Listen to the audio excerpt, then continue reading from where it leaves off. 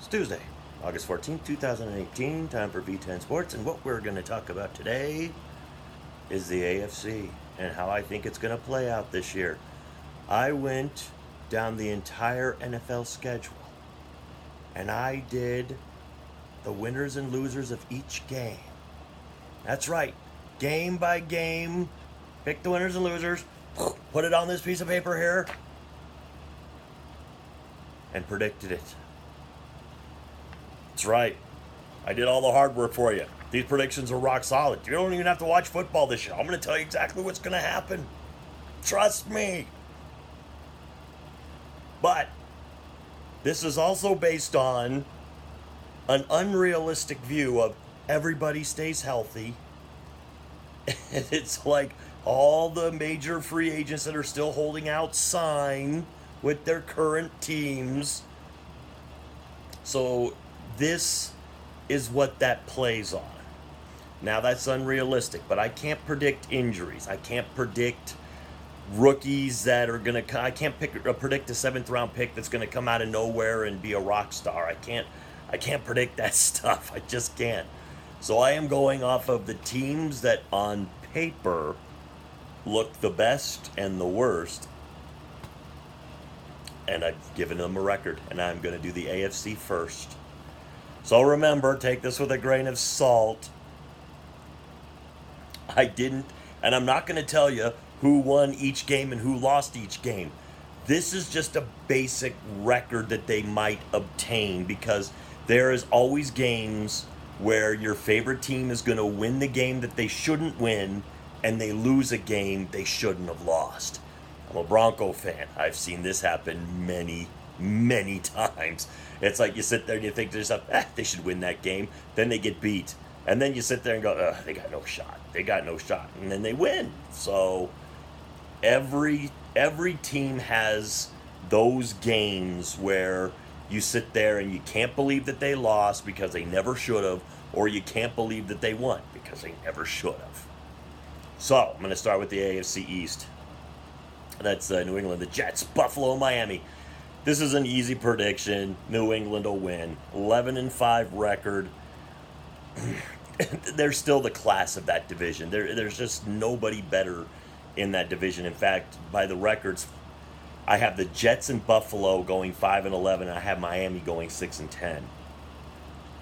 No wild card is coming out of that. I don't think Buffalo's going to sneak up on anybody. I think Buffalo is going to struggle. I am not a big believer in Josh Allen.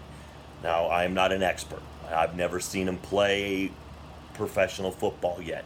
So I'm not going to say whether or not this is a big deal or anything like that, but I believe that they've picked him for in the first round for whatever reason. They want him, and I think Sam Darnold might be really good, but the Jets team is not really good.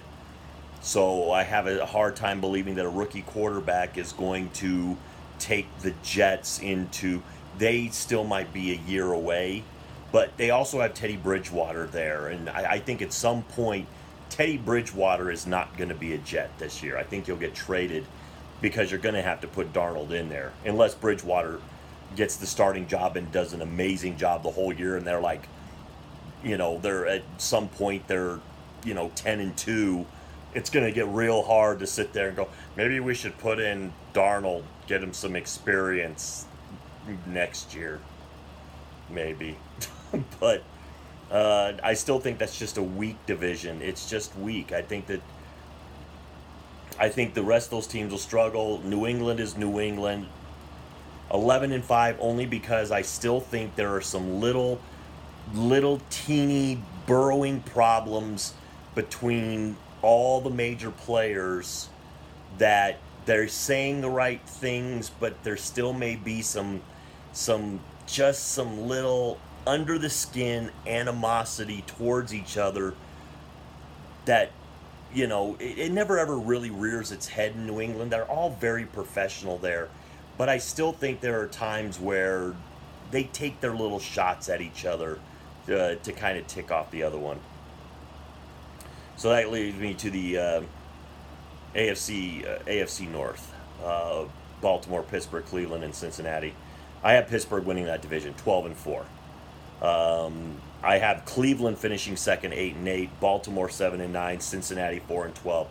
I am a huge detractor of Marvin Lewis. I think he's been there too long, and he's got to go. He does not discipline or hold his players accountable like he should. We've seen it many times with Vontaze Burfict. I think Marvin Lewis is a great coach. I really do believe a good coach. He's not a great coach. I'm not going to put him in the, but he's a good coach. But I think his time is done in Cincinnati. I think if Marvin Lewis went somewhere else, he'd probably do really well because his message would be new. But a lot of those guys have been hearing that message for years, and they're probably kind of bored with it. And like I said, Marvin Lewis to me does not hold enough people accountable. And that's why the team is not very disciplined. I am not a big believer in Andy Dalton. I don't really believe that offense is going to be anything spectacular, and I don't believe the defense is going to be anything spectacular. I think that division will beat the heck out of each other, and I think Cleveland is going to be the rising team. Now, I might be jumping on that Cleveland bandwagon a little too heavy at 8-8. I'll admit that. But there are a lot of winnable games on their schedule that I felt like when I was going through, it's like, yeah, they could probably win that. They might be able to win that game. And maybe that's a little bit of me buying into the Cleveland Browns hype. So I get it if a lot of people out there are going, whoa, soldier, put on the brakes, buddy. I don't think that's going to happen. I still see the Browns as honestly, if the Browns go 4-12 or 5-11, that's a major improvement. It really, really is. Because remember, 0-16. But I still think Cleveland, they have some pieces there. These guys, there's a lot of guys there that they have a chip on their shoulder, and they want to prove that this is not the Cleveland of the past. They want to show that this is a turned around Cleveland Browns franchise, and I think that there's enough pieces that they've brought in, including Baker Mayfield. I don't know if Tyrod Taylor will start the season. I know Hugh Jackson's kind of saying that he will, but when ownership starts putting the screws to you, and there are many, many people that know, when the owners start saying, I want Baker Mayfield in there, your job may depend on Baker Mayfield being in there. You might put Baker Mayfield in there. So, to me, Hugh Jackson at some point I think is going to have to put Baker in there, because I don't think they're going to want him sitting on the bench for a whole year. Especially if Tyrod Taylor is a good quarterback. He is a solid quarterback, but he's not spectacular. And I think there's a lot of high expectations in Cleveland, and they're going to want to see Baker out there. Baltimore 7-9. It's only because I believe that team, once again, John Harbaugh has been there forever. He's been there forever, and I think his message is starting to wear a little bit thin. We don't have those defenses of old. I know they still probably have Suggs, and they have some good pieces there, but these are not the same defenses that had Ray Lewis and whatnot. This defense isn't as good. I don't think the offense is nearly as good. Now, Flacco might be playing with a little bit of a chip on his shoulder, but I've never been super impressed with Flacco, but he's not a bad quarterback. And Lamar Jackson is going to be sitting there looking over his shoulder going, is it my turn? Do I get to come in? Is it my turn to play? Lamar Jackson's a dynamic player. I don't know if he's ready to be an NFL quarterback, but, I think they traded up to get him in that first round. So that's showing a big commitment that you're making to this guy when you trade up into the first round to go get him. So I have a hard time believing, especially if Flacco struggles. And I think I don't think he's going to struggle, but he's going to have the same old average year he always has. So, all right, he's been having recently. He hasn't played the greatest recently. He's just been kind of a solid quarterback. But Pittsburgh wins that division. No wild cards coming out of there either. Now we get to the AFC South. Remember, this is if everybody stays healthy. I have Houston going 11-5, winning that division. But that's if J.J. Watt Jadeveon Clowney, Sean Watson, all their big dogs have got to stay healthy. That's not always happened in Houston. Houston seems to be one of the most snake-bitten franchises. Whenever they start to look like they're doing something really good, one of their stars seems to get hurt. I mean, or they can't build an offensive line to protect a young quarterback. Whatever the case may be, Houston seems to have problems. But if everybody stays healthy, I think that the Texans are probably one of the better teams in the AFC. And I really think that team, especially if Clowney and Watt both stay healthy the whole year, they are going to punish some quarterbacks this year. I have Indianapolis going 7-9. I think Andrew Luck is still going to have a little bit of rust. I still don't think there's a great team around him yet. Tennessee goes 8-8 because I do believe that team is a little bit better. And I like Mariota. And this division's going to beat each other up. They really are, because I think all this talent is pretty equal, except for Houston being a cut above. But I think Indianapolis, Tennessee, and Jacksonville, and I think Jacksonville's going to take a step back for one reason. They're not sneaking up on anybody this year. Last year, they snuck up on us. Nobody thought Jacksonville was going to be that good. They just didn't. Nobody thought they were going to be this close to beating New England in the playoffs. Nobody. But guess what? All those coaching staffs this year, they're looking at Jacksonville. They're paying more attention to them. And now they're going to expose Blake Bortles. They'll find some of the holes in that defense. Believe me, Jacksonville's going to take a step back. Not a big step back. They're going to be 9-7. Because I think that defense is still good enough to really take things to keep them competitive. But they will not surprise us this year. And 9-7 seems about right for them. And I do have Houston winning that division. That leaves us with the AFC West. Now this is where I even feel like this is a homer pick. This really is. I could even feel myself a little bit. So take that with a little bit of a grain of salt too. The Denver Broncos win this division at 11-5. I know they looked terrible against Minnesota in preseason, but that's preseason.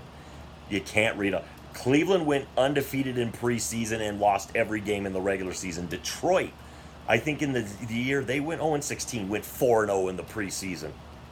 So going undefeated in the preseason and going totally defeated in the preseason means nothing. It's preseason football. I like Case Keenum. I like that his teammates seem to like him. I think they want to play for him. They want to win. The offensive line worries me a little bit, but the defense I love. They didn't play really well this time, but they didn't have Von Miller. They didn't have the middle linebacker Davis, and I think they didn't have Cravens back there either. So they had a major piece missing from pretty much all tiers of the defense. So I'm not going to read a lot into it. I still believe that's a strong defense. I think they've made themselves even better than they were last year, adding Bradley Chubb, adding Cravens. I still think the middle linebackers we could stand to get a little bit better, but Davis and Marshall are solid tacklers, so I'm okay with those guys there. The defensive line maybe could use a little bit more help, but I'm pretty sure that with Miller and Chubb kind of causing problems, those guys might be free to do a little bit more as well. I have the Los Angeles Chargers going 8-8. I have Kansas City and Oakland both going 7-9. Once again, division that's going to beat each other up. I think Kansas City, Oakland, and the Chargers are all pretty much right together. I don't think Oakland's going to be as bad as some people are saying, and I also don't believe the other side of it where they're saying they're going to be terrific. You only really have Khalil Mack on defense that anybody knows about. John Gruden's taken over, and I think maybe he's still going to have to adjust a little bit. I'm not going to say he forgot how to coach, but he is going to have to adjust a little bit. But don't sleep on them. Don't sleep on the Raiders because they could hurt you. Because Khalil Mack is a very good player, and Carr is a very good player, and Cooper is a very good player. The offensive line, remember 2 years ago we thought that offensive line was gangbusters. So I haven't seen too much that maybe that offensive line didn't play super well last year. Maybe they get a little bit of that back this year. So the Raiders 7-9. Kansas City. I do not believe in Pat Mahomes. Now that's my problem. But there was a time I didn't believe in Peyton Manning either. I would have taken Ryan Leaf. So remember, I don't know everything. I really don't. But I don't believe in Pat Mahomes. I think he's going to be okay, but not the rock star that Andy Reid's probably hoping he's going to be. Because if Mahomes really struggles, the Kansas City Chiefs are going to be bad because they gave up a lot of talent too. So I see Kansas City at 7-9, Oakland at 7-9. The LA Chargers will be 8-8. Reason I think the Chargers will be 8-8, they're not going to sneak up on us either. And they're only good for half a season. I don't know which half of the season they'll be good, but they're only good for half a season. And then they falter at some point. I like the Chargers. Phillip Rivers, to me, is still one of those guys that can get things done. The defense, that defense is going to hassle quarterbacks. But we're going to have to see if they will shrink when expectations are high. And the Chargers have a history of shrinking when expectations are high. I've seen too many times where I've seen, the Chargers are going to be there this year, the Chargers, and then they do terrible.